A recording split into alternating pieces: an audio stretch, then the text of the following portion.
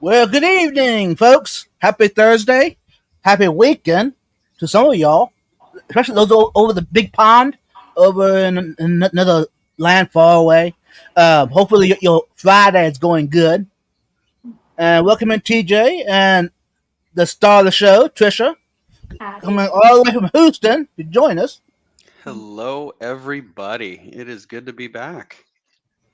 And for those wondering, Mariah is planning to join us here in a bit, Lord willing. So stay tuned for that. Hopefully, everyone's Memorial Day weekend was spent very well, and you took a little bit of time, a silence, a moment for all the ones that have fallen. And tonight's live stream topic, if you missed it, I tried to put it in the description of the live stream if you want to figure it out. Um, and Trisha has got some answers for us to my questions. It's gonna be good. We'll let some more people show up while I figure out this live stream thing. Yeah, what'd you do exciting on the long weekend there, Vibes? Um, I took down another aquarium. Oh, Actually, I okay. was telling Trisha backstage before you showed up, TJ, that I can say I'm out of the saltwater aquarium hobby. Finally, You are. I am. Even the little guy that you got from Harley? Yep, even the little guy. Okay. I'm out 100%. You don't seem broken up about that, so Nope, I'm not. I don't. I mean, I still got way too much equipment in the saltwater side of things. sure, sure. But there ain't any aquariums in my possession that is running with saltwater. So Admit it, it was the need for the brute trash can that got you, wasn't it? it. I mean that boot trash can's an eyesore. You know what I mean? I'll tell you, that's what keeps me out of it is because right, that I don't have a fish room. I've got aquariums in different parts of the house, including right back over my shoulder here Mm-hmm. in the office, and I am not just having a trash can just hanging out in my house somewhere. So yep, I'm right there with you. I'm kidding, of course. I Mm-hmm. know that's not what Right. got you out of it, but Yeah. yeah. So for those thinking about getting into the saltwater world, you might want to rethink that. Do you really want an eyesore boot trash can in your living room? That's right. That's right. And does your family members that you live with want the same thing? True. True. True. I'm a little Okay. uninformed. What Go is ahead. the trash can for? Is it Uh, just when you do water changes, maintenance, or I yeah. don't? So Trisha, it's not something that's absolutely required, but a Mhm. lot of people what they'll do is they'll mix salt water in like a 55-gallon, those brute trash cans that are on wheels, Yeah. and they'll mix it in there, and they'll put maybe a heater and an air stone or something in there to mix up all the salts. And so, Oh. when I found out that was kind of one of the ways that people do that, if you need a decent volume of salt water, I was Mhm. like, no, I'm not. I'm not doing that at all. So yeah, it's to prepare for water changes, like Alex said, and so Mhm. that's my kind of running joke. So that's why I was poking at Vibes there because I I had know. wondered if that's what was for me. That's the stumbling block, but I Mm-hmm. know for him it's different. Right. But uh, FYI, the boot Yep, trash cans do phenomenal for a quarantine purposes, hospital tank. Um, if you sure. need a quick setup, ta-da! You can get bigger trash cans like 50 gallons. That's a lot of Yeah, water for a that small is a lot. fish. Yep. It sure is. Yeah, you're right. They have so many different uses. Just like the tote, like the big totes or Oh the yeah. Husky stock totes. tubs, all those kinds of things. Yeah, they've got lots of purposes. So Mm-hmm. very handy thing to keep Is around this the fish room. a new channel? Dylan Poe? I think it's one of my college friends. I was gonna I say Oh, yeah. maybe it's a friend of Trisha's. We're gonna maybe now, get a now, whole different now, crowd now, of now, folks. now look who's famous. That's cool. Yep. So, since they're here, has Trisha convinced any of your classmates to become an aquarist? I would say so. I kind of plug it in. So I'm the president for the Texas A&M Horticulture Club, and we Mhm. do a few workshops. I do talk about it quite a bit, and I set up a kind of rimless pond style aquascape in our. We have like a library for Mm-hmm. horticulture materials. So I had one set up there, and I also had a terrarium set up, like a 10-gallon size terrarium, and that led to some faculty asking me some questions, and I am in the progress of designing a Mm-hmm. terrarium for one of our program coordinators. So that was really fun. And then I got asked to set up another kind of like rimless, half immersed deal downstairs in our atrium. So I a little bit here and there, and then we do have some students that were already hobbyists, and then they found more people to talk about it with, which I think is great too. That is awesome. So, when are you starting the next aquarium club? Actually, A&M used to have one, and that was one of the clubs I was interested in when I first started college. But they definitely were a little bit more livestock focused and a little bit, I guess, like I forget the word. It's like fish biology, Mm-hmm. ecology, a little bit more oriented towards that than like the aquarium or the aquascaping side. Right. So I didn't end up following through with membership with them, and then they dissolved by my sophomore year. So maybe if I have free time during grad school, I could start something up. But I think right now Yeah. I have a Good. very full plate with undergrad. Right. Right. Yeah. If you guys will both indulge me, maybe we take a step back really quick while we're here at the beginning of the Yeah. stream, because Trisha, this is your second time joining us for one of our Thursday night live streams. And there may be some folks here who weren't part of that, because that was what, probably about a year ago, Vibes? Yeah. Something Yeah. like That's that. about a year ago. So I thought maybe we could just take a couple of minutes and just talk a little bit about sort of your background a little bit. I think you were telling Vibes and I a little bit about that earlier backstage, and people may find that interesting, especially as we dive into tonight's topic, right? Because I feel like that's Right. really relevant to that. So I just thought that'd be a good place to start before we zip on into the topic, because then once we get going, there's no stopping us. For Right. sure. Right. I could definitely ramble when it comes to everything that I do. So, in terms of the aquarium hobby, I got introduced to it from my dad. He was really into breeding bettas and guppies and a lot of like live bearing fish as well, because they're, I think, kind of the easiest ones to get started with. And so, he had some fish that were starting to have a little bit of like inbreeding problems. I was really interested in taking care of them because I felt really bad. We set up a quarantine tank, and it looked really bad because it's a quarantine tank. It's not supposed to look great, but I wanted to aquascape it because I saw that online before, and that kind of snowballed. And then I found out about Mm-hmm. like aquatic inverts, like shrimps, and that became like a hyper fixation for me.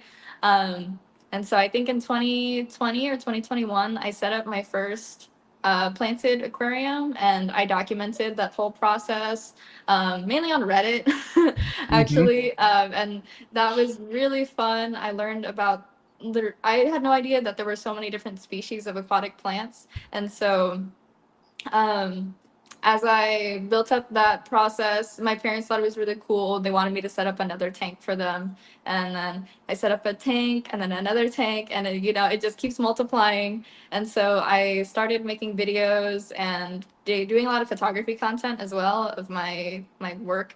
And then I made my page, and then I started college, and then I kind of had to downsize.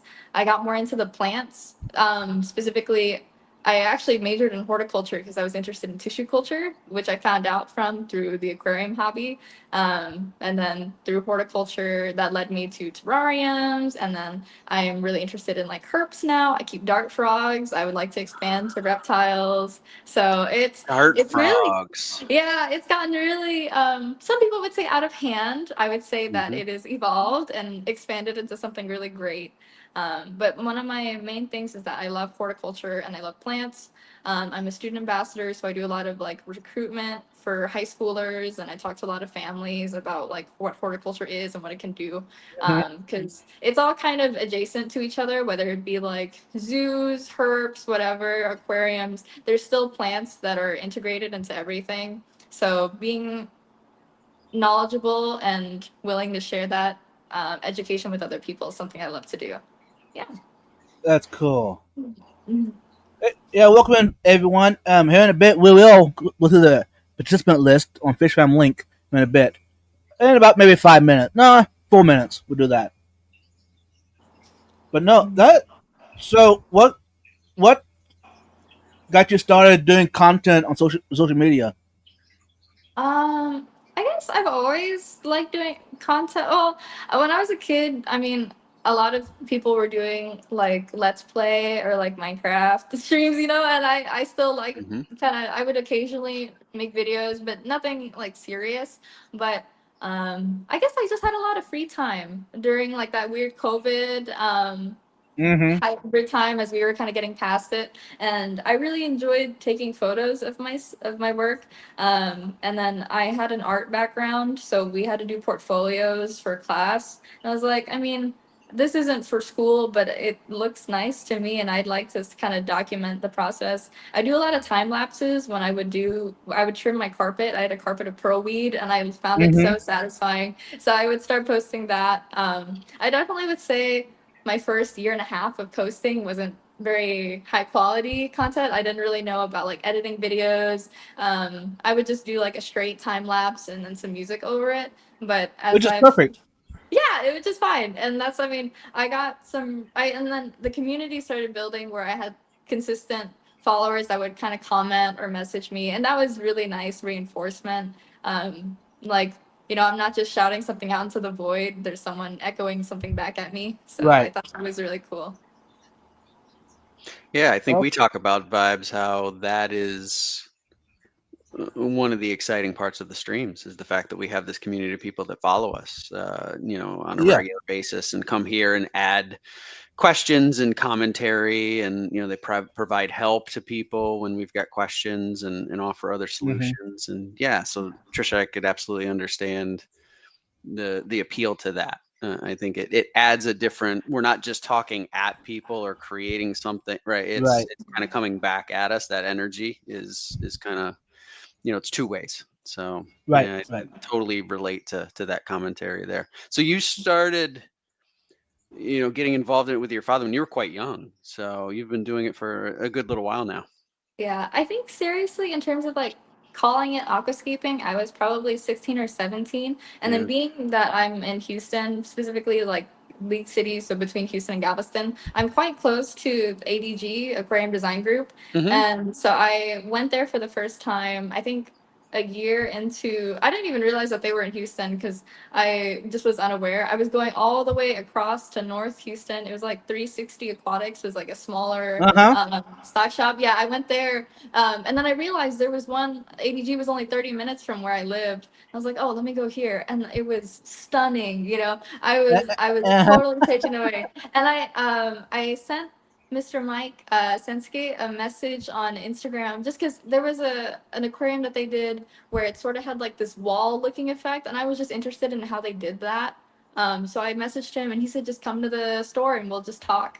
And he was very kind. Everyone that works there is amazing, but they just gave me time to talk with them and grace me with all their knowledge. And I hadn't looked back since. I'm definitely very loyal to ADG. They're a great Mm-hmm. place. Hey, Vibes, Mike, did you hear that? you know them, right? Huh? Hmm? I said, Vibes, you know them, right? You've met. Yeah. Oh, yeah. Yeah. Oh, I know of them. I've heard of them before. Yep. Oh, is he gonna grab his hat? I Yeah, have I a think so. shirt too. Yeah. Oh, look at you guys. Yeah. Yeah. I got a shirt too, for that matter. But Oh. hey, since you mentioned it, I had to grab it. I'm surprised you guys didn't coordinate outfits here and show up in uniform. We should have. That would have been dope. Yeah. Why is the only guy without the ADG merch the one who came up with that? I don't know. I guess we need to talk to the professional before we go live. I guess next time. Yeah, yeah. Little pre-planning here. Right. Yeah. And Mike Sinsky, if you're watching this, Trish just shouted you out. She said you're an amazing guy, so keep it up. Yeah. And for those who don't know, Mike does watch his content sometimes. So Really? Cool. That's Mhm. awesome. We're buddies over on Instagram. What's weird, I haven't been back to the store in like over 2 years, which is sad. Really? I try to go every time I go home to visit my parents. It's just a pit stop Nice. along the way. I can't not go. It's bad for Oh, my Trisha, wallet. we've got questions in the chat. Okay. You are primarily on Instagram, not no content on YouTube at this point. No, and if I were to do YouTube content, I believe I'd probably be doing more horticulture oriented content. I really want to start so I'm the lead for our competitive like plant ID team at Texas Mhm. A&M. We compete regionally and nationally, so I usually in the fall and the spring I do like the same 3 beginner lectures about like how plant ID works, what to look hmm for. So I do want to make content regarding that just to make my life a little easier when I do my Yep. lessons. But not aquarium content yet. But I have a really cool project this summer. I'm trying to document. It's my senior capstone project. For it's like an interior landscape situation. So our department building has an atrium, and I got permission to record and film, so I should be able to. But it has three very large beds, 24 by 14, 14, 10. So it's sort of like a rhombus shape. I can't do that right, but it hasn't been changed out in about 10 years. And so the plants have really kind of overgrown the space or they're not doing really well. And so the building is getting renovations. It was built in the 80s. So we're getting new paint, new tile, whatever. And I was like, I mean, could I do this as my senior project? I'm really into the Yes. landscape stuff. Yeah. And so they said yes. And I've been working on the design and then I'm also doing the install throughout the summer. So I'm really excited to film that. Um, but I can't have my camera out too much during business hours, so I have to come back during the nighttime. So Right. it's a Right. bit, Okay. yeah. Well, But that's exciting, Okay. right? That'll be yeah, something that should live Yeah. on for quite some time. You can kind of I Yes. hope so. leave Yeah. your mark on the campus that way. I know. I hmm think it's so great, and I'm so glad they trust me to do that project. Yeah, It's yeah, very yeah, exciting. absolutely. Yeah. All right, y'all. Let's go to the participant list on FaceTime link. There's 19 participants in the chat. We got Wei Wei, Father Aquatics, Dylan Pro, Uncle Smiles Aquariums, Redneck Aquatics, Stephen P, Dennis Christensen, FaceTime link, Geek Boy, Night Owl Aquatics, Jeff Kane, Skipper's Aquariums, Boots and Cats, Nancy B, Barbara Jackson, Vinoski, Cheryl Smith, Renee DeQuare, and Asia Llewellyn. Welcome in, y'all. Great turnout. Yeah, our another great crowd like we usually get. We're really happy to have you all here. Mhm. And without further ado, y'all, you've been here for the topic, and we got one for you. What's tissue culture? Okay. That's the first question. Yeah.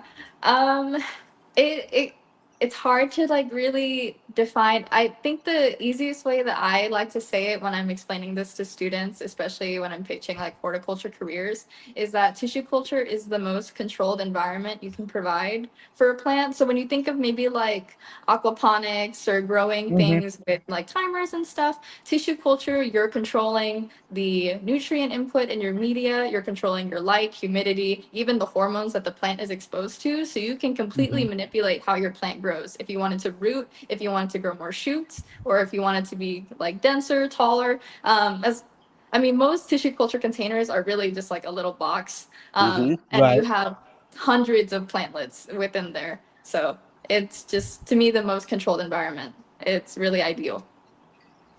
And so, Trisha, you were talking backstage that you also have experience with tissue cultures from a research perspective.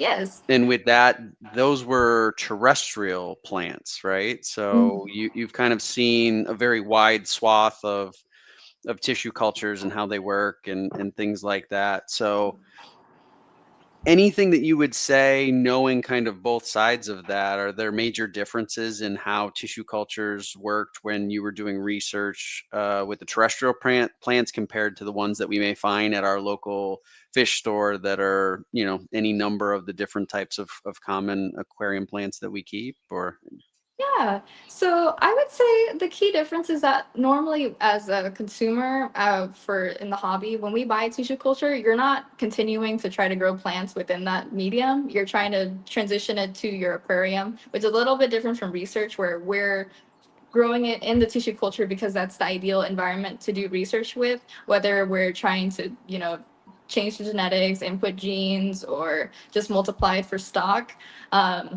When we're doing it in a research context, it has to be an incredibly sterile space. We have like a laminar flow hood, which basically keeps any debris in the air from getting into the media, because just a single spore of fungal contaminants or bacteria, because this is such an ideal environment, those contaminants can really take over the culture, and then it'll overpower the plants and basically kill the plant.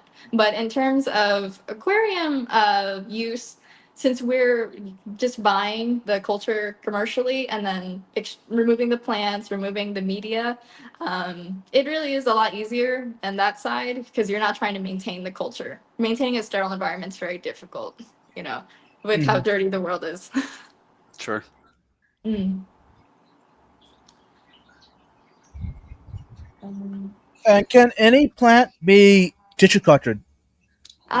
Yes, but technically yes, but there are some difficulties with some species because they might have like mutualistic relationships with fungi or other Mm-hmm. plants. So you would need to have both in order for them to survive. But the cool thing about plants is that their cells, you could even just get a single few cells individually in a tissue culture and you'd be able to grow a whole plant from it. You can't really do that yet with animals or meat dwelling organisms, but with plants, it is quite easy because their stem cells are very easy to manipulate with hormones, and we have so many different hormones available to us to change their growth patterns. There was a question that was asked.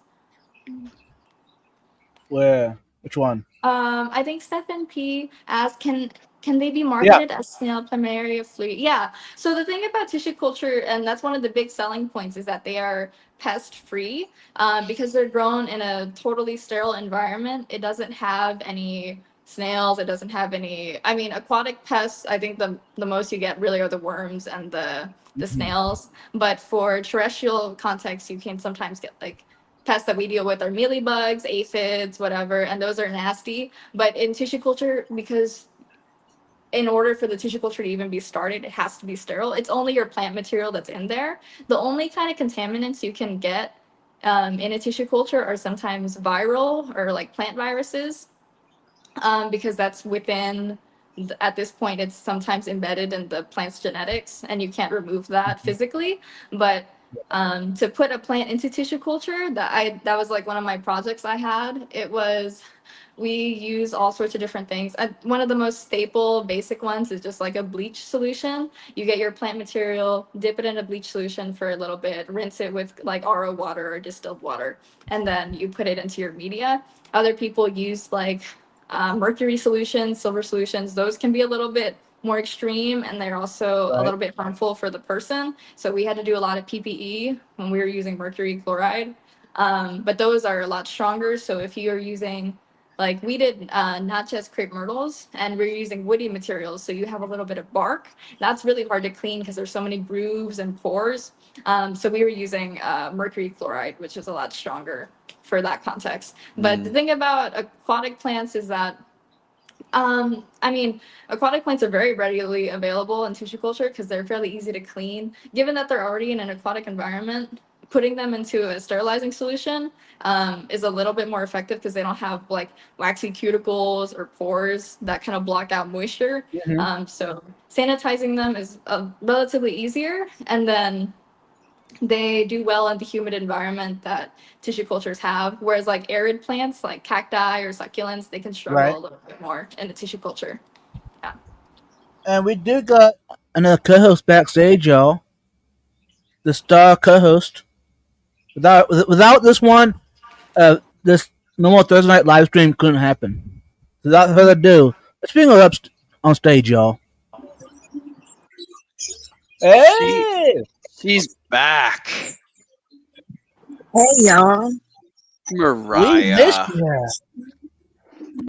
glad to see y'all. Yeah, us too. It's And been too hello, long. beautiful. Glad to have you on with us tonight. Well, thank Hi. you. That was good, TJ. That's good. Now you know dang I good and well. I know you were talking about Trisha. I am sorry, Mariah. hmm I take it back. Sorry, I am a little bit tardy tonight, you guys. I actually just got back from the Georgia Aquarium. Oh, really? Oh. No That was way. that was one of the best. Yep, I Did want you to see go the whale shark? sometime. it's an amazing experience. If y'all are ever in Georgia or in Atlanta, you definitely got to check it out. It's definitely worth it. Mm. No, I'm glad you're able to make it tonight. Me too. I Uh, missed y'all. Yeah. and Work has Mariah, been an awful schedule lately, so I apologize for that. Nope. You've got to take care of life stuff, right? So it is what it is. mhm. We miss you terribly, but we understand it. Oh, I'm Mariah went to sorry, the aquarium Alex. and didn't invite me. Look what you did to Fathom, Mariah. Poor I'm guy is sorry, going to Alex. be How dare unconsolable. All right, back to the topic, shall we? Yeah, please. Are tissue culture plants more weak to viruses since they started off as sterile? Um, it's kind of like a technically, I would say that they're as susceptible as like many other plants. They're not as hardy in terms of physical environments such as like cold, heat, because they're still adjusting. They're very tender, but in terms of genetics, it's more of like a genetic thing. Their resistance to viruses, but I guess technically they could be if they're at a weakened state as you're transitioning them, but I haven't seen that as much of an issue, at least in my experiences. I'm sure there's someone who could probably speak on that better. Mm-hmm. Mm. Nice. Here's And another question I've got about that. So help me understand, Trisha, when you say the plant, I think you called it the plant material. Mhm. Help me understand. So what I'm picturing in my head, and this is where you're going to completely show how foolish I am, which is fine, right? I'm picturing like a skin graft, but it's like of plant material. Is that kind of what you do? Do you take like a section of an existing plant and that becomes your tissue culture? How's this work? Help me Yeah. understand how it good question. becomes. So you're actually right. It can be any part of the plant material. And so some people's research focuses on getting different parts of tissue. So let's say, for example, we got a hand. You could use the whole hand. You could use Mhm, the thumb. You could mhm, use just like one of the knuckles. Any part of the plant has the potential to grow a full plant. Just with the nature of how plant cells are. So some people prefer to use as much plant material as possible because then you have a faster rate of growth because it mhm, doesn't have to build up as much and you don't need as many hormonal inputs to make it mhm, a plant. Some people, it's called callus tissue. It's basically plant stem cells that haven't differentiated into stems or roots or leaves yet. So it's just like a mass, almost like a tumor in a way, but I guess a good tumor. And so we can have callus tissue that's really ideal in research to insert genes, like different genes from different plants or so on, so forth with, but it's kind of useless to us unless we can get it to differentiate into an actual plant. So you can just use like I guess a skin graft or a graft of like some plant tissue, but as long as it has viable cells that are clean, that is that's all you really need to start. Some people like to use, I guess when you have a new plant, you have the top like area with all the fresh leaves. Those can do really well. Some people just get like a node. So if it's my joint, then you can do this little slice. That's what we did Yep. for our crepe myrtles. We just got a woody piece of, it was like, we call it hardwood material. So it's already been out for a season and it's literally hard like a chopstick. Mhm. And then we just chopped the top and the bottom and we had one of the nodes there. So, Ah. and then other people just use like a leaf. You can just have like half a leaf. It's better if you cut into the leaf to expose some of the veins to the media because that's where your roots would come from. Otherwise, you just have an enclosed leaf sitting on media, and it probably won't absorb the nutrients or the hormones from the agar. Huh. Well, that's Yeah. cool. Other Okay. advantages to use one part of a plant over another. Oh yeah. So I kind of with what I was saying is some areas of the plant can be faster to react to your hormones than others. So for my crepe myrtle research, we used a lot of leaf tissue because we were trying to get it to create the callus or the root material first. Because as soon as you're able to get it to at least start growing in your media, then it feels like your plant material is safe. It won't die. Other people prefer to use woody stems because they have more plant tissue volume, so they're a bit more stable and they can handle the sterilizing solution a bit better. Because if you get a leaf and you stick it in some bleach solution, it's gonna really get hurt by that a lot more than a piece of wood would. But your stem will take longer to start growing and like kind of we call it like induced like hibernation just from all the stress. So we had some stems we sterilized and they didn't start growing until like 2-3 months after, and we were just waiting in the meantime. Whereas like leaf material can go as soon as like a week, and you'll start seeing growth. Oh, that's interesting. Yeah. So the pace is rapid. So I have a Is vast. question. Yeah. You had a question? Go ahead, Mariah. Yes, my question. So what you were talking about earlier before the question that you just answered, were you essentially saying that like you can propagate an entirely new plant from just a leaf? Yes. Yeah, and Oh that wow. doesn't have to be tissue culture either. So some plants have Mm. better, I guess, genetics or growth ability. So, like a good example we did in my Hmm. plant propagation class were begonias. You could literally just get the begonia leaf, cut it, stick it in soil or perlite, and then sometimes some people like to add hormone, but really that could just grow roots straight out of there, and then you'd have a brand new plant. It's Hmm. really interesting. Now, is that easier to do with only certain plants or is that Yeah. pretty much across the board?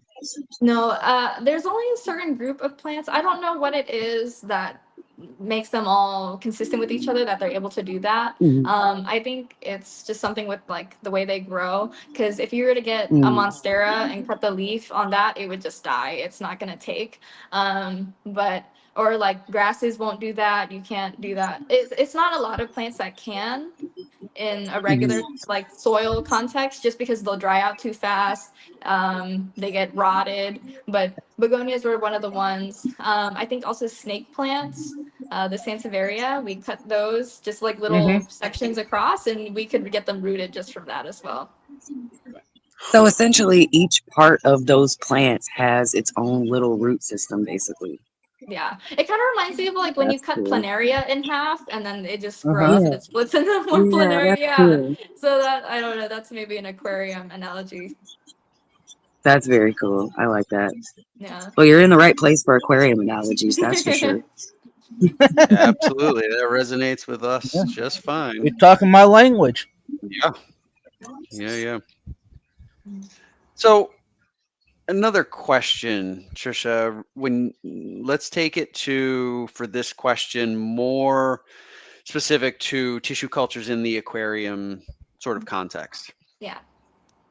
If you're going to go and you're going to purchase some new tissue culture, say you got that dream aquarium that you've just purchased and you've decided you're going to scape it and you want to work with some tissue cultures, what are you going to look for in a tissue culture that you're going to want to take home? What are the things that kind of that's going to be a good culture to start from? Okay. Um, So let's say I have the little cup. Some people really want to go for the cup that looks as full as possible because they think they're getting the most value for what they're purchasing. But if you're noticing some of the plantlets are kind of like yellowing, or if there's like some mushiness, that can show that that culture has probably been on the shelf for a long time, and that the plants have basically absorbed all the nutrients out of the media and they're starting to rot just in there. They need to get out. So you could use that, but you'd probably be losing maybe like 25% of the plantlets that are in there. I like to actually go for a culture that it hasn't like filled out the entire container yet, but you can tell that all of the plants in there are like fully formed. They look like the plant that they're supposed to become in the aquarium. Because sometimes in the cultures, if their hormone ratios aren't right, you notice that they're kind of contorted or like Yeah. weirdly formed, and that's just because of improper hormones. They will adjust as they continue to grow in the right environment, but it could take a little bit longer. Additionally, you want to check your media itself. Sometimes this happens naturally all the time, really, but contaminants can get into the culture, and then you can see mold start to form, or even bacteria. Bacteria colors range from like cream, white, yellow, even hot pink, and then you can see like the fuzzy mold in there. If you have a culture that's already contaminated, it's probably not worth buying just because you have a higher risk of failure with those plants and acclimating them. And then most of the cultures we think of are clear, just a clear agar. But Hmm. sometimes at the store, you might see a black agar. That's just from activated charcoal that was added in. Um, Mm, or it should be. You could check the ingredients to make sure. If it's Right. black and it's not supposed to be, don't buy that.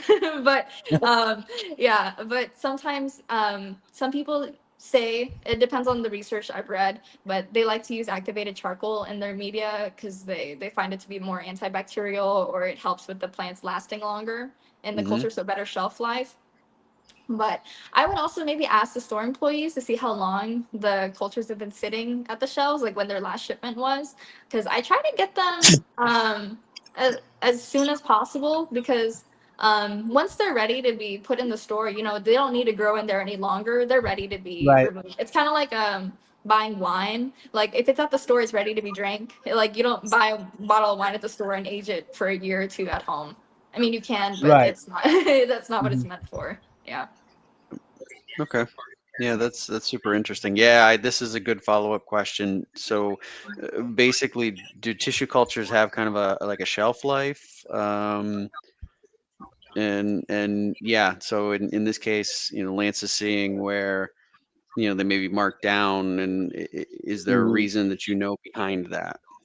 Um, so I would say the shelf life can depend on the plant species, because some plants really take up the nutrients very quickly and then they're gonna kind of outgrow their space. But if they're talking about like big box stores, I've also seen them start to sell tissue cultures more, even for terrestrial plants like pothos and like bromeliads. Mhm. I think sometimes they can mark them down because they aren't selling. I think big box stores have like a connotation of not having good materials, Mm, which sometimes can be true. Mhm. I think they have like these 4-pack tissue cultures I've seen at Petco that have like some Right. Buscalandra and like some stem Hmm. plants. And I've seen them be like gray and moldy, and like those are Yeah. clearly not good. But I got really lucky. I got a bunch of, it was an orchid tissue culture of like, forget the species, but it's a type of like Catalea orchid or something, and I got probably 9 orchids out of that for about $10, which was kind of a steal. They're gonna grow very slowly, but it's kind of like a case by case situation. If they look healthy on the shelf and you can, see all the attributes of them, I think it's fine, because I don't see that as being any different from, some people affiliate like ADA tissue cultures or the UNS ones, or some people do like their own tissue cultures, sell them locally. As long as your culture is fine, it's not contaminated, the plants look healthy, I think you can take a gamble on that. I don't think it'd be that much of a risk. mm. We do got some And more I, folks I coming would, in here. sorry, I was just going to say, I would add to that by saying, being that I currently still work for a big box store like that, that sells those. Um, from what I've seen, as far as markdowns go, it's not even really anything to do with the tissue culture itself. It's usually the plant. How the plant looks visually is how they base it. So if it's starting to got a little bit of browning on it, or if there's a couple of dead leaves here and there, or if it just doesn't look visually perfect, then they mark it down most of the time. Mhm. Mm. A lot of times it doesn't really even have anything to do with when it came into the store or how long it's been there. It just comes down to how visually it looks on the shelf, Mm-hmm. unfortunately. Welcome in DD, Fish Frenzy Addiction, Scary Nona, RJ, Lance, 310 Aquatics, and George, Mr. Guy Fishkeeper. Welcome in. Alright. So when I go to the fish store and see tissue culture, Mhm. I need to open it up and look at it, or No, don't open it. But if you don't plan on buying it, don't open it. But you can, since the container is going to be clear all around. There might be a bit of a label, but you should be able to turn it and check. And then normally the lid is kind of like a, sometimes it's clear, sometimes it's more of like a creamy white that you kind of see through. I'm thinking of the UNS cultures right now. But you should, they make it so that you can inspect the plant materials. If they're not letting you see inside and you don't know, you if you're not able to verify, I wouldn't purchase it. right? Okay, Yeah. thank you for that. Mhm. Welcome in Jake and Katie and River. Good to see y'all. But also with that, I would add a caveat. Most stores like that do have pretty decent return policies. So if you take the plant home, investigate it, and see that it's not what you want, of course, bring it back and get your money back and go Yeah. elsewhere. Hmm. But that's if you want to go through that entire rigmarole instead of just going somewhere that sells trustworthy products. Yeah. Like ADG. Exactly. Just like ADG. That's there you go, vibes. It's only a couple hours away. Come on, I worth it. mean, how could you go wrong? So after I get the tissue culture home, what's the best way to acclimate it to my aquarium? Mm. Okay. That's a good question. Yeah, a lot of people run into melt when they introduce tissue culture plants to their tank. Um, I would say it's like it's a mix of a few things. One is that as you're removing the plants from the tissue culture, you want to try to wash out as much of that clear media as possible because it's usually still got nutrients in there, and it's almost like putting fertilizer in your tank Mm-hmm. if you leave it on, and you're going to get a little bit of bacteria or like fungal blooms in your water, Right. which is bad. I've personally found the most success actually in adding tissue culture plants to like an established tank because you're already putting the plant through the stress of going from, they're technically growing immersed in your tissue culture because it's in a media and they're growing in air. So going from immersed to aquatic is already one shock. But if you're Mm-hmm. adding them to a brand new tank that the water hasn't even been cycled, it's a lot of different factors and stress, which I think is why a lot of people get melt because they're just stressing their plant out a little bit too much. Um, I think there's a sweet spot between where you've set up your tank, but you haven't added livestock yet, and your water is fairly stable, and your nitrogen cycles almost like completely established. I think that is probably the best time to add your tissue culture plants, just because that is the easiest time. You're not worried if you don't have livestock. It's not going to get agitated. They can establish their roots. Hopefully, you don't have snails. Not that snails can like decimate tissue culture plants more than others, but just they're so fragile, and most of the time tissue culture plants are on the smaller side. They're almost like miniature versions of what they're going to be at mature size, so Right. they can be quite fragile. Additionally, I some people like to just split it into like, let's say we have a thing this size, they split it into maybe 10 clumps or so and they plant Right. those. I've seen people go as far as to like isolate just 2 to 3 little miniature stems each and put them together. I would say you will find a little bit better success in the larger clumps than the individual stems, just because inevitably some of your culture is probably going to die. I mean, I would say when you Mm-hmm. use tissue culture, even now I probably get like a 10-15% loss of like what I put in, especially if it's more fragile stuff like some of the stem plants or maybe the alternanthera. I always get those are a little bit hard for me. But shoot, I just lost my train of thought. But after I kind of separate all the media out and I'm making sure to rinse it in RO water, nothing with chlorine or anything like that, Mm-hmm. because that's another stressor to very tender plants.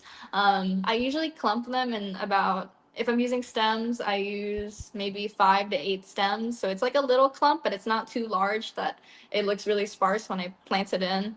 And that's been good for me.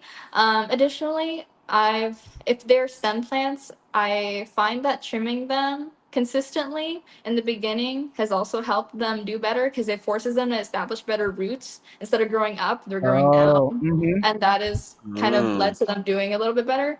Um, I used to be really afraid of like trimming or pruning plants, but I've realized with horticulture just how hardy they can be. So Right. now I'm definitely not afraid to take some pruners or loppers and go ham Mm-hmm. because they'll grow back and Right. they'll grow back stronger. Which makes sense because you're forcing it to get it, get its roots out what it needs to be instead of growing upward. I like that. Okay. So, Yeah. do you dose it with this new tissue culture in your aquarium? Do you dose it with fertilizer regularly, or how for the Um, acclimation process? I would say I treat them the same as any other plant I get. I'm a low tech plant person. I've never used CO2 in my tanks before. I don't have canister filters. I guess the only fertilizer my plants get would be any leftover fish food. I don't really Okay. Oh, yeah. supplement that much. Sometimes I use root tabs if it's like a very old tank and I just kind of put some new ones in. But Mm-hmm. I think once you get past the initial like acclimation hurdle in your tank, you can really treat them same as any other plant because it's just where the plant came from. It doesn't have different genetics from any of your stem plants. They're just grown differently. Welcome in, David Aquatics and Jody P. Good to see y'all. And Trisha, when you're thinking about tissue cultures, are there any species of aquatic plants that you absolutely feel like I'm always going to get them as a tissue culture, or conversely, any that you're like, I am never going to get them as a tissue culture just because it either in the first case it works really well, or in the second case it's just like a total disaster. They just don't respond as well as getting like a pot from, your local fish store or wherever you buy plants. That's a great question. That makes me excited to think about. I would say that tissue culture plants, I find that they have more variety of species available than a lot of box stores do. Because like some of the, I guess, higher end plants, like the pogostemons or the Mm-hmm. hygrophila, you can't find those as readily available as stems. So sometimes you have no choice but to grow them from tissue culture. Same with some of the fancier like Anubias, like the Stardust, like the variegated ones. Mm-hmm. Um, I think the only tissue culture plant I've had like completely fail on me was the Utricularia, the bladderwort, um, Mm. that carnivorous one. I tried doing a carpet with that a few years back, and that one totally failed on me. But I think that was just because I was starting a new tank, and it was just a lot of factors. I've seen other people have success with it, but I don't think any plant that I've personally worked with has been like a no with tissue culture, but tissue culture isn't the answer in a sense for like all aquarium situations. Because let's say you're an aquarium establishing business, like you're doing tanks installs for people, your tissue culture plants aren't going to give you like the impact immediately because a lot of them are like miniature size. It's really like a value situation where you're trying to get as many plants for the best price. Because if you were to buy those plants immersed, like in a little cup, I think maybe some of those Boost Philandra or the larger Anubias are like $30 for like one cluster of Mhm. them at Right. like ADG.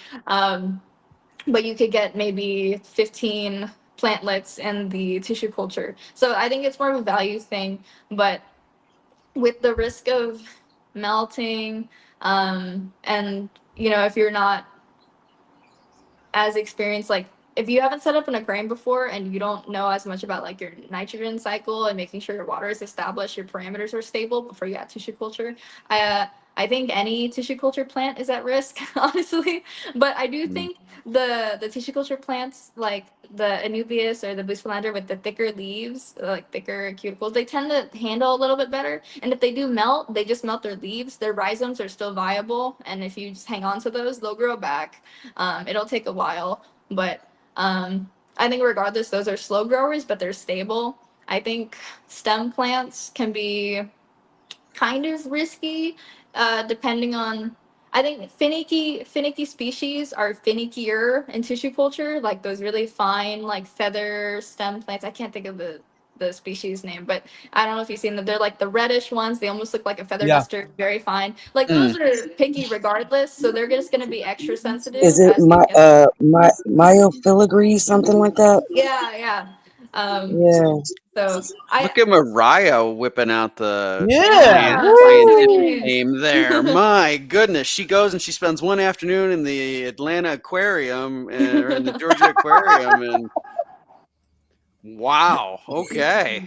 I used to order and sell quite a few different species of plants back in the day. It's been a while, so Mm. Sounds like you haven't it's forgotten it. That's good for to sure. hear more about it. Yeah. That's awesome. I'm tapping back into that muscle memory of plants there. It's in there somewhere. Yeah, I was gonna say, man, that rolled right off the tongue like that was nothing. Like you've been Yeah. saying that It's all like a day. natural. Yeah. Yeah. Myriofiligree, I think is what it's called. Yes, I think that's exactly what it is. Something like that. Yeah. Mm-hmm. But yeah, it looks like a feather. Yeah. I know what you're talking about. It's pretty. But to get back on that, I just think sensitive plants are extra sensitive after they've been in tissue culture. But once you establish them, they're about the same as baseline or like traditionally grown plants. But I think the easy plants, easy for me, like bacopas or the hydrocotyls, tripartita, wisteria, water wisteria, like those generally plants that are already pretty easy in general. I find them in tissue culture to be manageable, like medium to easy. So, um, yeah, I haven't had too many experiences with tissue culture where I'm like totally it makes me swear off it because I really think it's more of just a learning curve for me to figure out what the plant needs. But I think one of the main things is just not using the tissue cultures right away with your new tank. I've seen people use tissue culture to do a dry start, and that's not a bad idea either, because then you're with a dry start, you just have a very humid environment similar to what they were Right. growing in the container, and so they continue to establish, and then you flood it later, but they're already kind of used to your inputs in terms of nutrients or your misting water, so they've gotten used to that, and I think that's another successful way to do tissue culture too. I like Wow, it. okay. Yeah, yeah. Stephen P. says one benefit of loose tissue culture is an ecological advantage versus the illegally harvested specimens. Other plants that are ecologically advantageous be available in tissue culture.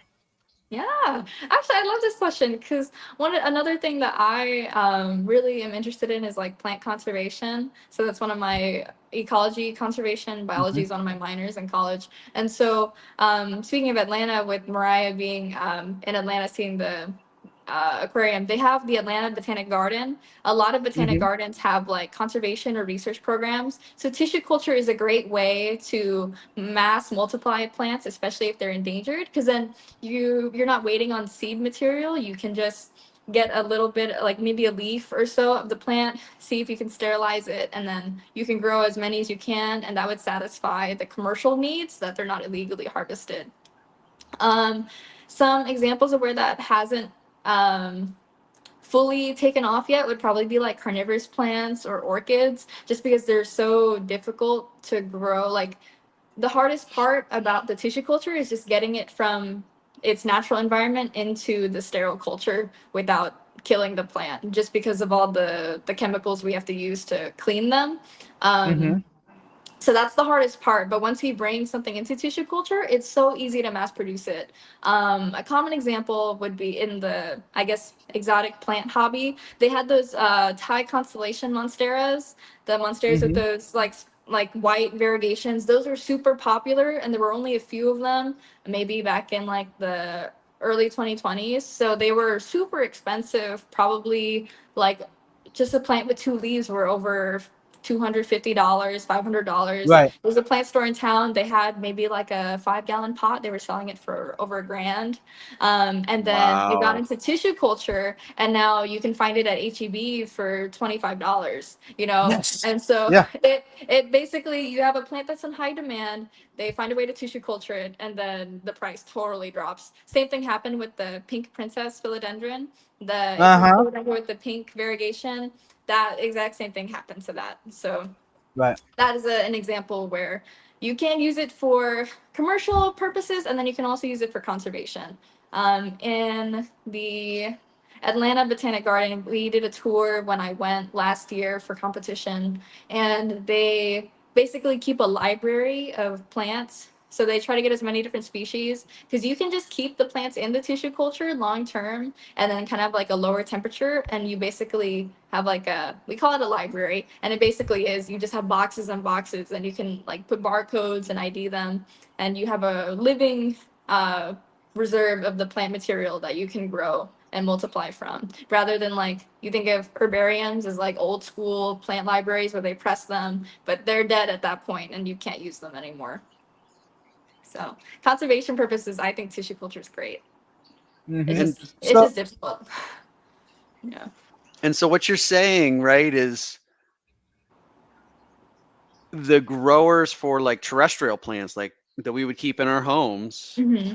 a lot of those are done, or some of those at least are done via tissue cultures at the Yeah. growers.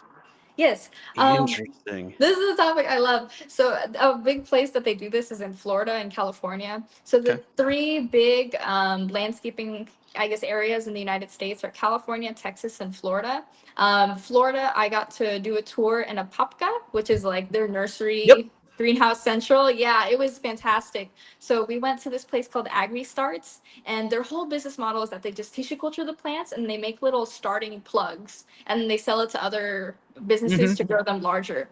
But they had, it was like basically an entire warehouse of just like flow hoods and technicians doing the tissue culture. And they, I mean, if you think about it, they have like millions upon millions of plants, which is tons and tons of money. And they will individually bring each one of those plants out. One tissue culture could have up to maybe 100, 150 plants in it. And each of those plants could be sold for like a tray of plugs is only maybe $25, but you multiply that by 10,000 and so Yeah. on. They have several acres that they just have greenhouses of plants. So it's, the scale of it is massive. And I think that's super cool. I had no idea that that's how those could be done. I've always envisioned, like seeds or something like Yeah. that, or propagation by, a stem or something like that. Wow. Yeah. Okay. Yeah. That's really cool. Really, really And cool. some plants, they do like, seed is the cheapest way Mhm. to propagate a lot of things. A lot of your annuals that you see in the stores, it could be like veggies or seasonal plants. I'm trying to think of some, like maybe mums, or just some of the stuff you plant seasonally, vincas, or there's so many, I can't I can't think of all of them right now. Those are grown by seed because that occurs naturally. You don't need to do a lot of human inputs, because the more technology you put behind it, the more labor, the more expensive it's going to be. Right. But with a lot of your tropical house plants, those plants grow primarily asexually in the wild. They just vine, they root to something, and then they continue going like runners. So they don't make seeds very easily or very often. And when they do, it's not a large volume that makes doing seed culture viable. But when it comes to like tree nurseries, they use acorns, like it's that simple to get it started. It just takes like a longer time. Whereas like tissue culture kind of can speed things up a lot faster, especially when you Mhm. can adjust your hormone inputs to make the plant grow a certain way. Wow. Hey, welcome Very in, Michelle. Yeah, Michelle Fury from last week vibes, right? So Yeah. she became a member, and she had asked us the question about a bit of an illness that she was having with her blood parrot.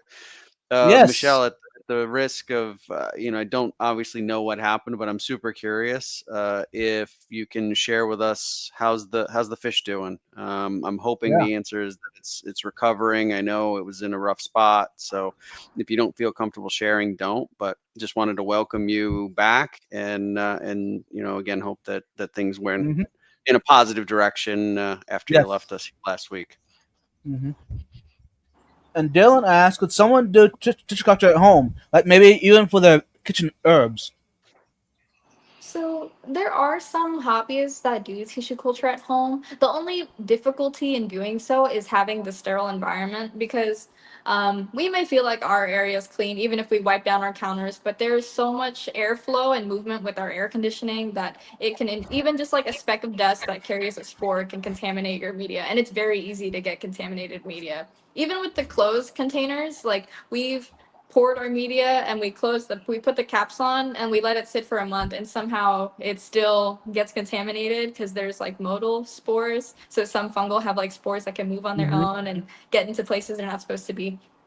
So I've seen some people sell kits to do tissue culture at home where like you basically we don't have an autoclave at home to sterilize your material, so people put it in the oven or they use a pressure cooker, and then they basically set up like those rubber bins, and then they set fans. It's a lot of work to do it at home. If you're able to do it successfully, I'm very impressed. But I don't think it'd be feasible for a lot of people, especially if you're more in like an apartment setting. If you had a house, maybe you have a garage to have a designated clean space, that would probably work. But the two big equipment things that we use for tissue culture are autoclaves to sterilize our material, and then a laminar flow hood, which basically as we work, let's say you're at like your desk and you have this big metal box on top that is like your counter space, and it's just pushing air at you towards you, so that way anything that you do, if anything drops, it's like being pushed away from instead of down. It doesn't fall into your Hmm. jar, it goes Yep. towards you. Yeah. So mimicking that at home would be kind of tough. Mm. It's not totally out of the question. Some people have like DIYs, or there's some books about it too. But um, I would say it's just hard. It's very hard to do. Jake, if anybody can do it, I'm sure Katie can. Yeah. For sure. Not you, right? No, but Katie. Katie can get it done. And in the future, it'll be River can. In the future. Oh, there's no question. River's gonna take after mom. Yeah, definitely. Did you hear that, Jake? Steven said David is doing it. David's Aquatics. That's really No cool. way! Oh, that's neat. I would love to see a setup. Yeah, David. Now I got questions, David. A lot of questions. Who's cares? I do have another question as well, actually. Mhm. So earlier you mentioned something about some of the tissue cultures having like charcoal or carbon. Mhm. Wouldn't that being in the culture like remove or draw a lot of the nutrients away from the plant as opposed to putting it back into the plant? Yeah, because you think activated charcoal is like a purifying agent, right? Hmm. Um, I it might be, they could use it at certain stages where the plant is already established and they are not needing like a ton of nutrients. But if you think Hmm. about the ratios of how much sugar or like fructose to gross we put into the media versus the amount of Hmm. charcoal, I don't think it's enough to fully remove, but it probably does mitigate some of that, which is a good concern. I didn't really think about that. But I don't think it extracts or it interferes with the hormone inputs, which is the main thing to keep the plant going Hmm. the way that we want it to. But we change, at least in the lab I worked in, we would change out our plants every month or so into new media. And sometimes we trim them to keep them at the same size because we'll have them grow to where they're almost bursting out of the container. And so we'll Mm. transplant them, trim them, and then put them in new media that's fresh. And we keep dates Oh, and wow. we track everything. So, what has been the coolest or most unexpected thing that you saw when you were growing the tissue cultures for research? There's a few things. I got very emotionally attached to my plants because it was just we took it from a giant tree in our research field and going from that to like these little plantlets. I was amazed with everything. But I think one of the cool things was sometimes the plant material you assume is like green to like whitish. Callus material almost looks like sugar crystals to me, like the basically the plant stem cells before they've differentiated. So they're almost kind of like they kind of glitter in the light. So I would take some pictures. I could probably send them to you, like you guys later after the Yeah. stream's over. But sometimes we would get the plants, their callus tissue would start turning pink, or like it would grow pink, and I asked my mentor, I was like, is there a particular reason why they're doing this? Does it hurt it? Does it any benefit? And he said that it was sort of like a neutral thing, but it was responding a certain way to the type of hormones we were using. We call these pigments in plants like carotenoids. So sometimes for consumption, they can be beneficial. They have better like vitamin content. But in terms of an ornamental plant, it didn't really do anything, but it just looked really cool because it was green, pink, white, all this weird, almost like a tumor looking growth. I thought it was really pretty under the microscope though. And then another experience I had, because I worked in 2 different labs for tissue culture. So I was in one for the crepe myrtle work, and that was in the biology department. And then under horticulture, I was working with our department head for pears, apples, and pecan tissue culture. And so the pecan one was really cool to me because pecans are a plant that hasn't been as domesticated yet in terms of cultivation. You think of a lot of the fruit trees we have commercially, they're dwarf for easy harvest, and like they've been bred to be as convenient for us as possible. But pecan orchards, you still have these 40, 50-foot tall trees. It takes a lot of manpower to harvest them. So they're still Right. fairly wild. We have a lot of different cultivars, different types of pecans that we've bred, but we haven't gotten them as conveniently packaged as we have other plants. So one of the things to start doing research on making that possible, whether it be inserting genes or any other stuff they want to do, they need it in tissue culture, which hasn't successfully been done commercially yet. So, or commercially, or even academically, we haven't found any papers of people having successful tissue culture for pecans. So there's multiple people at different universities all trying to figure out how to do this. And just because pecans are very important commercial crop, I mean, think about your pecan pie or all the different things. That's Oh, I right. love pecan pie.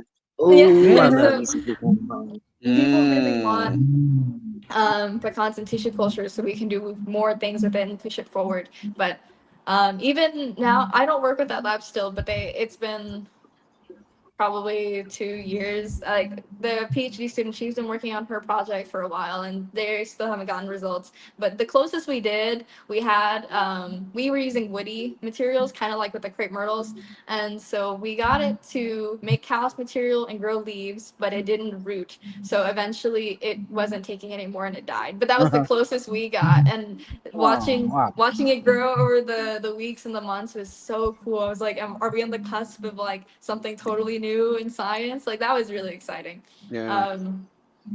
Yeah, and the mentor I had there, she's very big about like kind of like doing something like new, like leaving a legacy behind with like science. So her excitement also made me very excited.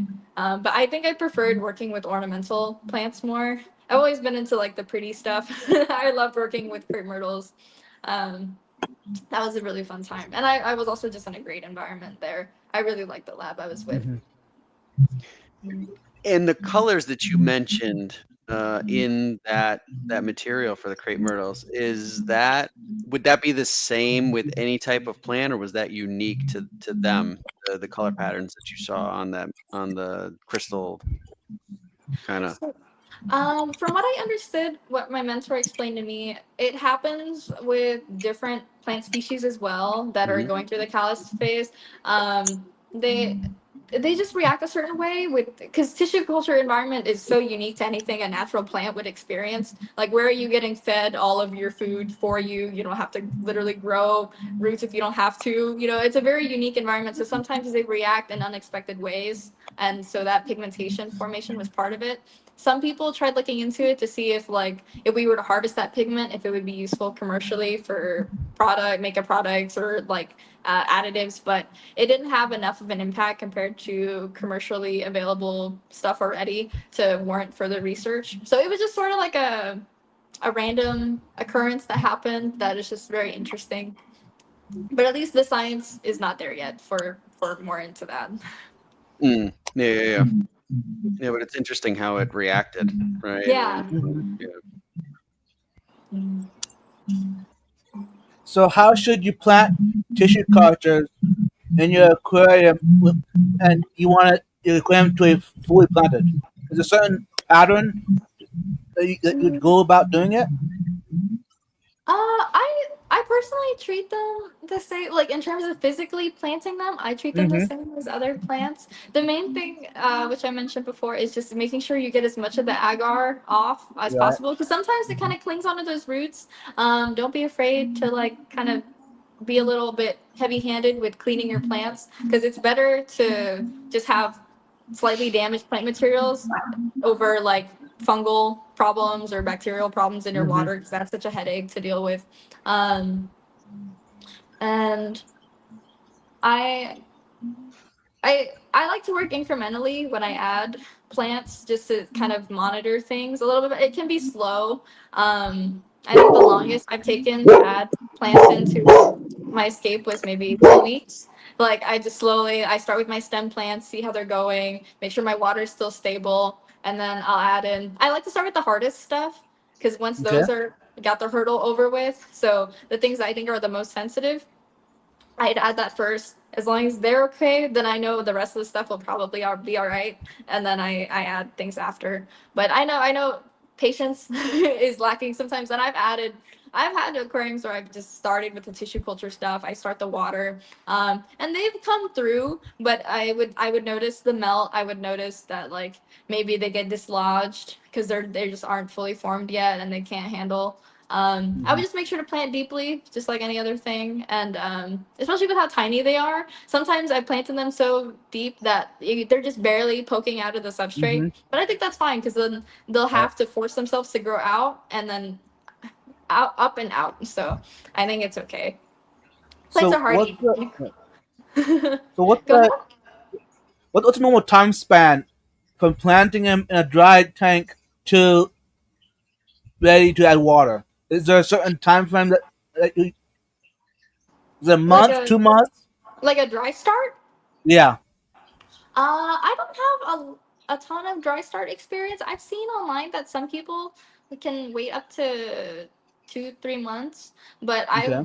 I think you need at least a month for to see substantial growth that would make the dry start worth it. Because if you're just adding your plants in and you wait like a week or two, that's not enough time for anything to really happen with the plant Right. materials. And then you're adding your water ready. They barely just adjusted to moving out of the tissue culture, and now you're gonna add water, and then that's gonna kind of shake them up a little bit. Mm.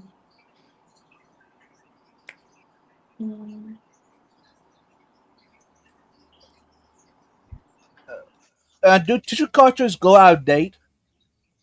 Um, Not really. I mean, that comes down to more of the looking at the plant materials. Like I mentioned, different plants consume the nutrients at a different time, but Mm-hmm. your agar doesn't expire per se. It just becomes inert where there's nothing really in there anymore of use. And I guess that would be it expiring. But you would notice that in the plants where they've grown to the point where they're starting to get stunted now instead of looking correctly formed. But in terms of a solid time, Mm-hmm. no. I think one time I purchased a tissue culture that I meant to plant sooner, and I just kind of held on to it for up to 3 months. Didn't open it, didn't do anything with it, and it was still okay. I started to notice some yellowing, but it was fine. I think it's important to keep it. If you're buying your tissue cultures and you're not ready to use them yet, try to keep them somewhere cool, not too much sunlight, Still have light available because of course they're plants, but if you put them like too close to a window, you're gonna get a lot of heat and it's gonna penetrate the plastic. It's gonna get really Right. hot and you can cook your plants. Mm, And then I've seen some people like put them in the fridge. I think that can be a little too cold. I've seen them put in coolers at like stores I've been to, but I don't think that's colder than maybe 65 degrees Fahrenheit. Whereas your fridge can get a lot colder than that, and that would probably put your Mhm. plants in dormancy. You just want it cool enough to maybe slow down their metabolism a little so they're not growing very fast, which is why they do that at the stores to give them a longer shelf life. Whereas Right. like other stores that don't, they probably will have a faster turnover of their plant material. Hmm. You mentioned a good point. Do, Mhm. when they do tissue culture, do they do like a dormant stage through the process? It depends on the plant species. So for when I work with pears and apples, because naturally they need to experience like a cold period, a chilling Mm-hmm. period for their natural clock, we actually stuck them in the fridge for a few weeks to give them that, just so that they would form correctly. Because I mean, if you think about it, if we were to ignore their biological clocks and we just pump them with hormones to get them to keep going, it's almost like stuffing something with steroids, and they start to get a little bit of deformation over Mm. time. Sometimes it's not super noticeable, but just overall health of the plant and to get the best specimen, you want to mimic its natural environment as much as possible. Mm-hmm. But I don't Very think a good. lot of aquatic plants run into the dormancy thing since they're in water. Okay. But maybe some of the carnivorous plants I've seen some people use, those sometimes need to experience dormancy to grow correctly. So So I have an interesting question. Hmm. So okay, a few hundred years ago, like talking like Renaissance times here, if you look at old paintings back from those times, there are a lot of fruits, watermelon in particular, that looked very, very different back then. They were not as much, there was not as much meat in the fruit as there is today. So if you were to try to mimic that and try to recreate that version of the plant or of the fruit, would you have to get seeds from that original type of or original morph of plant, or would you be able to do it like basically reverse genetics and go back to that original state of the way it used to be? So that's funny you bring that up. One of my good friends, he's doing his master's with melon breeding. So he's kind of talked to me Mm, about this. So, to in terms of tissue culture, just to knock that out, all of that is asexual propagation. So that's basically mhm, cloned plants. So that you probably can't apply that there.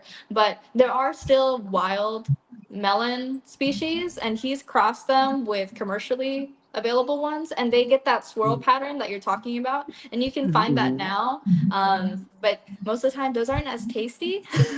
And like, I mean, you think about corn way back when it was just like one mhm, little panicle with a few grains, and we've bred them so much that they're so crazy now. And those watermelons we have, they're mhm, seedless, they're ginormous, they're super sweet. But in terms of functioning as a plant and reproducing successfully, they don't do that. So it can mhm. be a little bit hard with some of the plants that we've kind of over engineered or overbred.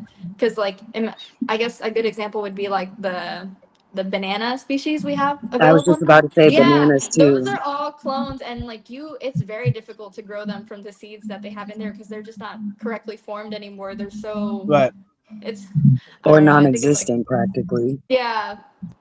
So, um, one of the ways we try to introduce like better genetics into things is to go back to where these species are natively from, find wild ones, and then kind of cross them in to what we have. And then the products usually aren't very good most of the time in terms of food, but they're healthier plants because they have mixed genetics. Because when we inbreed so much, they become very susceptible to disease or pests. Mm-hmm. That makes Wow. sense. Yeah. Ed is going live here in about 8 minutes, y'all. Uh, what should the hashtag be? Let's send over. Hashtag Uh, green thumb. there you go. There you go. Hashtag wet thumb. What? Oh boy. Whoa. Pause. Yeah. Yikes. Yikes, buddy. We're thinking about the aquarium hobby. I mean, We come almost on. made it. We almost made it a whole stream without no nonsense. And then here you go, Vibes. You're supposed to be our leader. You're supposed to He, be our guide. he is instigator.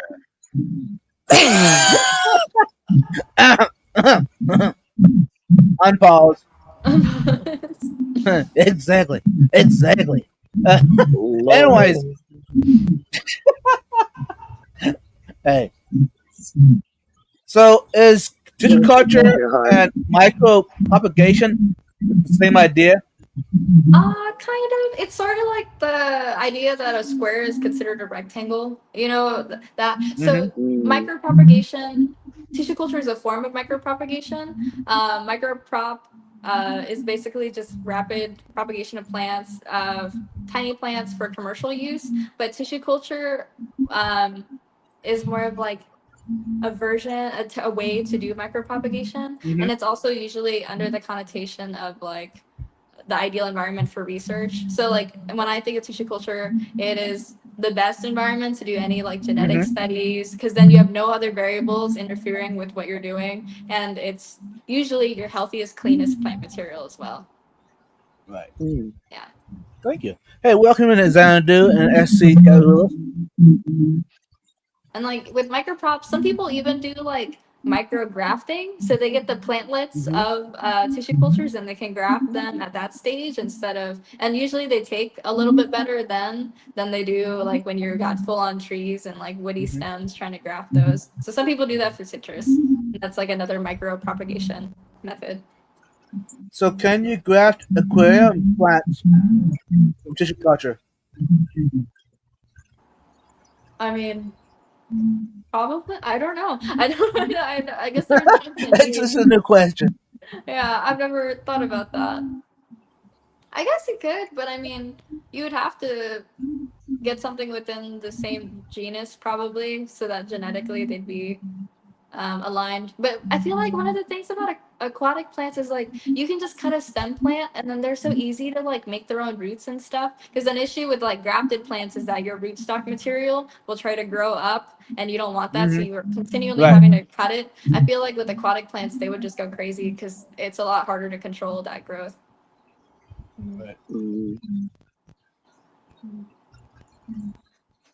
I'm about questioned out, and we're about running over time, y'all. We are. The evening went super quick, man. I thought this is a topic I love. So, and if there's anything about like maybe exotic plants, house plants in the future, I'm definitely open to that. I probably do more terrariums now than I do aquariums, just because of being in college. It's a lot easier to move a terrarium than it is to move an aquarium. Yes. I'm working through moving my 10-gallon aquarium to my new place in June, so that'll be a pain, but it'll be fine. And are you gonna film it? We'll see. I might be too busy carrying boxes to film anything. It's gonna be a solo. Try having to move that one. Oh man, yeah. What is that in nano aquarium, Mariah? No, that's the 150. Oh, you just a could little guy. nanoscape it. Just a little That's a guy. nano aquarium. That's a nano aquarium. That's true. Yeah. All right, That's folks. a 2.5. Send over hashtag Green Thumb, and thanks to TJ and Mariah and Trisha for joining us tonight. Before we head out, Mariah, what you got for us? Well, first of all, it was great to be finally back again, y'all. I missed you guys so much. Sorry I was late again, of course. Y'all know me. I've always got something going on. But yeah, super happy to be back. Glad to see y'all. Glad to talk with y'all in the chat. Had a great time. And you answered a lot of amazing questions. And I definitely need to connect you and Tyler. I think they would have a great plant conversations. Yeah. That'd be cool. And y'all know me as always. Do unto others as you would have them do unto you. Treat other people how you want to be treated. And may God treat you how you treat animals and elders. Until next time. And how about you, TJ? Yeah. So huge thank you to Trisha for coming here, not for the first, but for the second time to be with us. I learned so much tonight. So really enjoyed having you here, and hopefully we can do it again at some point. It would be great to pick your brain on another plant related topic or anything you want to talk about, frankly. Vibes, thanks, man, for another great week. Appreciate you letting me come on this journey with you. Mariah, so happy to have you back. We missed you big time, and it's not the same without you. So thank you for being Aw. back. We're glad that you're here with us. Yeah. And how about you, Trisha? You got anything to say before we leave? Yeah, of course. Thank you guys so much for having me. If there's any platform for me to talk about plants or anything related to horticulture or like aquariums, aquascaping, I am more than willing to do so. And you guys had some great questions. It was very natural conversation. I really enjoy being on these live streams. So I hope to be in another one or at least join in for a few. Yeah. For sure. And thanks to everyone in the chat. Thanks to all the members, all the replay crew, moderators, everyone that who participated, or even just lurked. Thank you for that. And thanks again, Trisha, for joining us. Until next time, you'll have a wonderful weekend. Peace out, y'all. Bye.